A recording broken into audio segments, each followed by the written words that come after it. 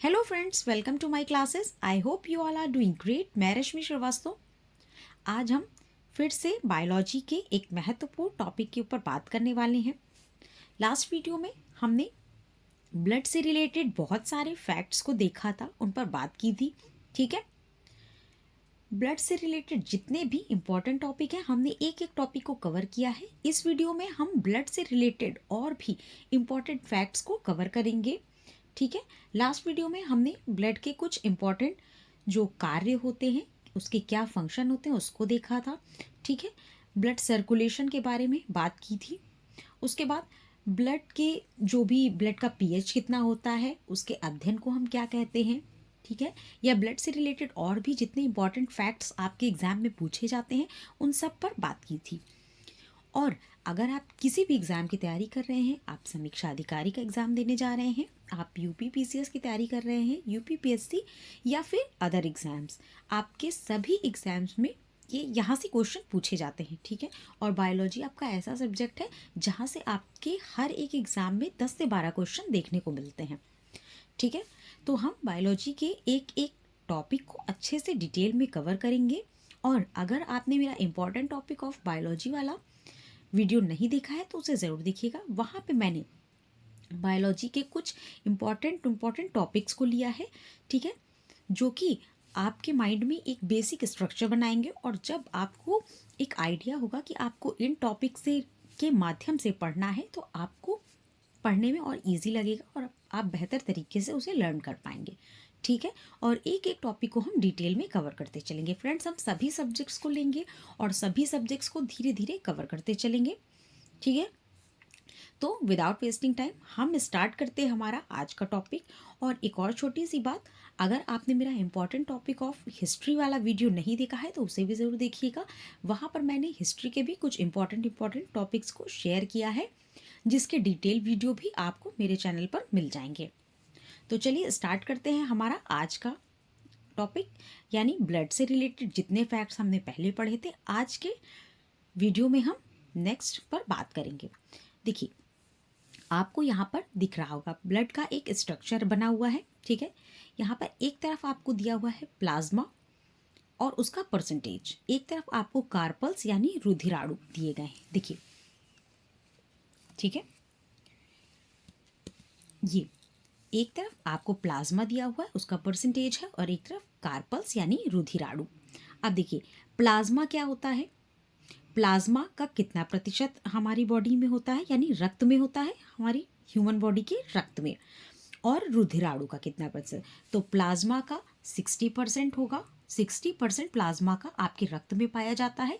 वहीं 40% आपका कार्पल्स यानी रुधिराणु का आपके ब्लड में पाया जाता है। अब रुधिराणु कैसे होते हैं, तो रुधिराणु ठोस होते हैं, जबकि आपका प्लाज्मा जो है वो तरल यानी लिक्विड भाग है। ठीक, अब जो आपका प्लाज्मा है, प्लाज्मा में दो टाइप के प्रोटीन पाए जाते हैं, ये आपको याद रखने हैं। ठीक है, हम सारे फैक्ट्स पर डिटेल में बात करेंगे। आप पहले एक एक करके जो फैक्ट्स यहाँ पर लिखे हुए हैं उन पर बात कर लेते हैं। पहले फाइब्रिनोजेन और प्रोथ्रोम्बिन, ये दो टाइप के प्रोटीन आपके होते हैं प्लाज्मा में। ठीक है, हम देखेंगे इसका काम क्या होता है फाइब्रिनोजेन का। तो चलिए आप देखते हैं रुधिराणु। देखिए, सबसे पहले तो यहाँ पर बात की जा रही है, अगर आपसे क्वेश्चन ये पूछता है कि ब्लड में सबसे ज़्यादा मात्रा किसकी होती है, प्लाज्मा की या रुधिराणु की, तब आप आंसर क्या देंगे, ब्लड में सबसे ज़्यादा मात्रा होती है प्लाज्मा की, यानी 60%। ठीक, यहाँ पर आपको दिख रहा होगा प्लाज्मा की 60% और रुधिराणु की 40%। लेकिन वही क्वेश्चन अगर आपसे ये करता है कि ब्लड के रुधिराणु में सबसे ज़्यादा मात्रा किसकी होती है, ठीक है, ब्लड के रुधिराणु में सबसे ज़्यादा मात्रा किसकी होती है, तो यहाँ पर आपको स्ट्रक्चर दिख रहा होगा।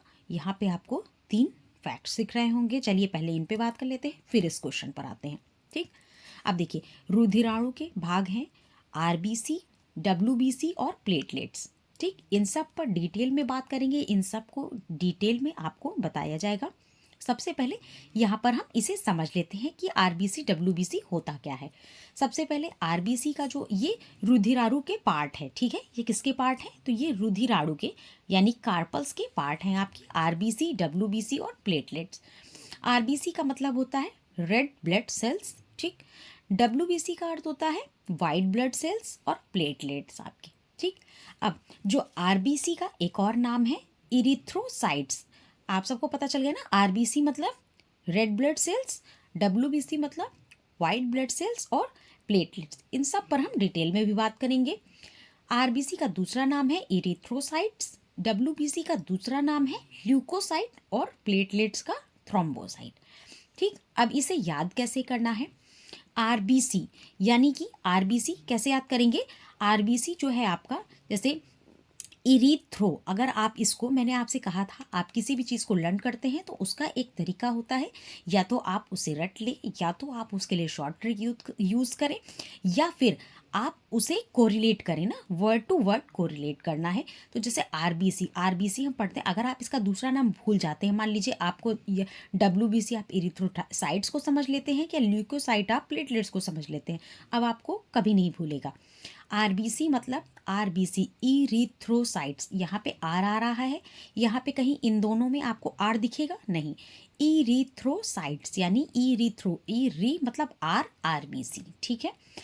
मे बी ये आपके लिए फ़नी होगा या फिर इसका कोई सेंस नहीं लग रहा होगा, बट बिलीव मी, ये लर्न करने के प्रोसेस से बहुत ही अच्छा तरीका है। और दूसरी चीज़, आप जब एग्ज़ाम हॉल में पहुँचते हो और आपको याद आता है तो वो एक नंबर आपके लिए बहुत इंपॉर्टेंट हो जाते हैं।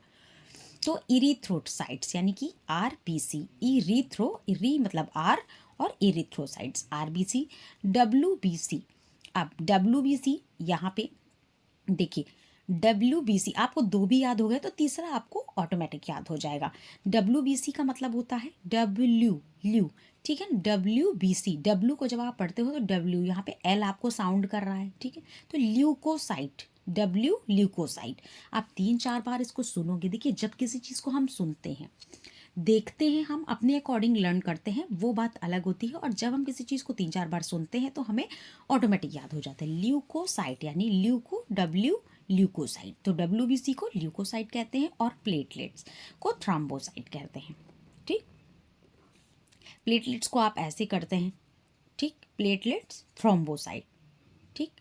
प्लेट को आप क्या कहते हैं? प्लेट में हम क्या करते हैं? आप प्लेट में खाना खाते हैं ना, तो आप उसे थ्रो नहीं कर सकते ना, यानी फेंक नहीं सकते, ठीक है ना, ये मतलब गलत बिहेवियर होगा। तो थ्रोम्बोसाइट, प्लेट, जब भी आप इस चीज़ को बार बार सुनोगे तो आपको ये अपने आप याद हो जाएगा कि थ्रोम्बोसाइट किसका नाम है।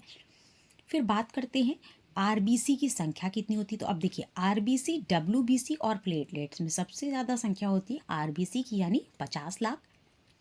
डब्ल्यूबीसी की जो संख्या होती है वो 10,000। यहाँ पर ह्यूमन ब्लड की बात हो रही है, ह्यूमन ब्लड में डब्ल्यूबीसी की जो संख्या होती है वो 10,000 होती है। प्लेटलेट्स की संख्या होती है 2 लाख, ठीक। उसके बाद ये जो नीचे दिया है 120 डे, ये होता है जीवन काल, यानी कि ये आरबीसी का जो जीवन काल होता है वो 120 दिन का होता है। डब्ल्यूबीसी का जीवन काल जो है वो 4 दिन का होता है, और प्लेटलेट का जो जीवन काल है वो 7 डेज का होता है, ठीक है। प्लेटलेट्स आपने सुना होगा, जब डेंगू होता है तो उसमें प्लेटलेट्स की संख्या घटने लगती है, ठीक है। इस पर भी हम अलग से बात करेंगे डिटेल में। यहाँ पर आपने ये चीज़ें समझी, पहले इस स्ट्रक्चर को समझा, ठीक है। अब आपसे पूछेगा कि प्लाज्मा कैसा है, तो प्लाज्मा लिक्विड भाग है, और कार्पल्स यानी रुधिराणु कैसे हैं, तो ये ठोस भाग है, ठीक है। आई होप इसमें तो आपको कोई प्रॉब्लम नहीं होगी। अब देखिए, जो क्वेश्चन था मेन, ब्लड में सबसे ज़्यादा मात्रा किसकी होती है, तो होती है प्लाज्मा की, यानी 60% भाग प्लाज्मा, 40% कार्पल्स। लेकिन अगर आपसे क्वेश्चन ये पूछता है कि ब्लड के रुधिराणु में, यानी कि ब्लड के कार्पल्स में, ब्लड के रुधिराणु में सबसे ज़्यादा जो संख्या होती है वो किसकी होती है, तो ब्लड के रुधिराणु में सबसे ज़्यादा संख्या आरबीसी की होती है। ये आपको याद रखना है, ये बहुत ही इंपॉर्टेंट फैक्ट है, और ये हमेशा आपसे घुमाकर पूछ लिया जाएगा, ठीक है।